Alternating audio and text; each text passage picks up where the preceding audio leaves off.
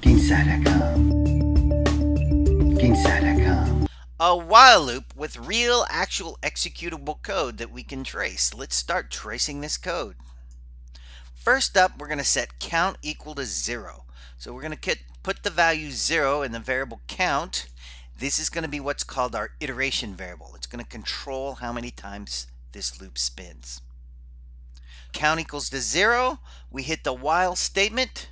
With 0 in count, 0 less than 3 is very much a true statement. As a true statement, you know what it's going to do.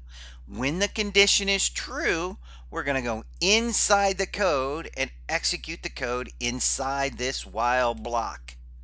So our system.out print line will execute. You'll see in the loop appear on our output. If the statement is true, we're going to execute the code. Count equals count plus 1. That's the second executable statement within our while block. The variable count goes to a 1 now. We'll hit the end of the loop, and we know what happens at the end of the loop. We spin back up and execute the while once again. Notice that count has slightly changed. It's 1. 1 less than 3, however, is still a true statement. As a true statement, you know what this code's going to do. It's going to enter the while block and execute the code. Print in the loop once again for a second time. You can see in the loop shows up down here in the output. After printing, we'll execute the line of code count equals count plus 1. We'll adjust count to the value 2. We'll hit the end of the loop. When we hit the end of the loop, we spin right back up and do it all over again. That's what a loop does. It repeats executing the code over and over again. This time the count is set to 2. 2 less than 3 is still a very much true statement. As a true statement, you know what it's going to do. It's going to go inside and execute the loop. For a third time, it prints in the loop. We can see in the loop showing up 3 times on the output. We'll execute count equals count plus 1 and change the variable count to 3. That looks interesting, but we're not quite there yet. We hit the end of the loop and spin back up. And I have a feeling something's going to be different this time.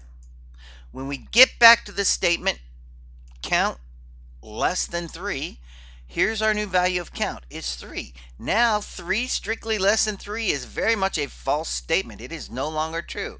As a false statement, what do you think it's going to do? It's going to take this line and exit the loop. Basically, we execute this code while it's true, and when it turns to false, we leave or exit the loop. The loop is over. The loop is done. I'm going to go back here and point out 3 critical points when programming a while loop. The first point I'd like to make is count is what we call the iteration variable. Count is going to control how many times this loop spins. And you must, the number one thing you must do is initialize that iteration variable. It is very important to initialize this iteration variable count. The second thing you have to do is test the iteration variable. I'm testing count, and as long as this condition is true, I will spin in the loop, and when it goes to false, I will exit the loop. The third thing you must do when programming a loop is you must be careful to change the iteration variable. Something about count has to change in the loop in order for this condition to go from true to false. There you have it. Those are the 3 things you must do to properly program a loop. Initialize the variable, test the variable, and change the variable. If you ever program a loop that isn't working properly, make sure you check those 3 points. So let's say in my video game I'm having to keep track of the sum of something, the sum of some money that I have in my pocket, or the sum of some scoring that I've done, or the sum of the worth of everything I own. So I'm going to loop through this code and add up for the number of items I have, what is my sum total. We'll start with initializing a variable called sum.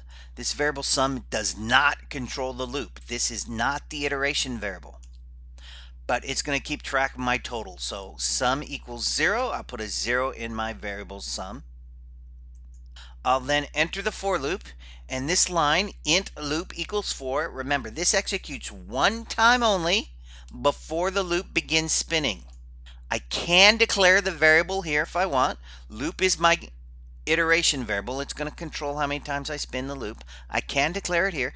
If I do declare it inside the for loop, the variable loop is only good inside this for loop. Sum is declared before the loop, so sum would be valid after the loop.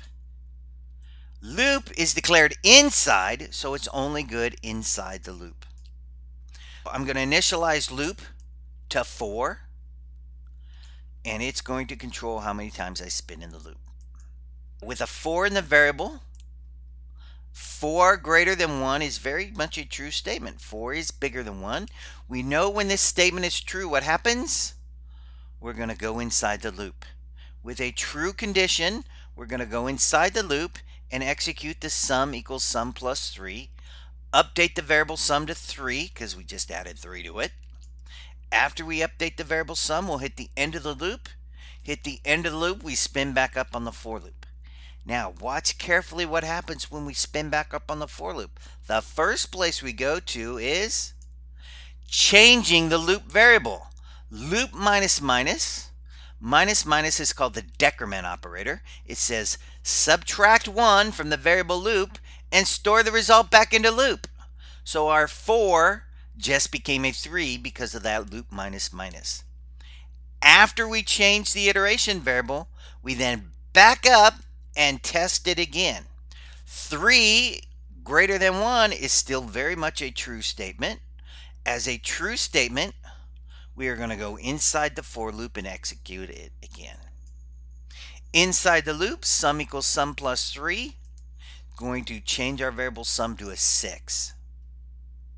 After that executes, we'll hit the end of the loop. You hit the end of the loop, you spin back up to the for statement. What executes first when you spin back up? Changing the iteration variable does. Loop minus minus is going to decrement or subtract 1 from the variable loop. Our 3 just went to a 2. However, 2 is still greater than 1. That is a true statement. As a true statement, we are going to stay in the loop. Entering the loop, executing sum equals sum plus 3. Sum changes to the value 9. Got it? 9. Hit the end of the loop. Hit the end of the loop, we spin back up. When we spin back up, what happens first? We change the iteration variable. Our loop minus minus goes from 2 to 1. We subtract 1 from the variable 2 and we get a value of 1. Now that's interesting. Look what happens now.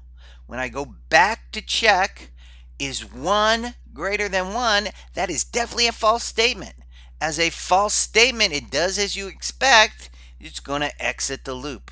When that condition goes to false, it's time to exit the loop. We clearly have gone past the end of this curly brace. We will pick up the program from this point on and continue on outside the loop. Excellent. Remember, when the condition goes false, the loop is done. Continue on with the program. There you have it, a for loop. This thing, I believe, executed 3 times. Because this line of code executed 3 times, the variable sum had a 9 in it at the end. GameSide.com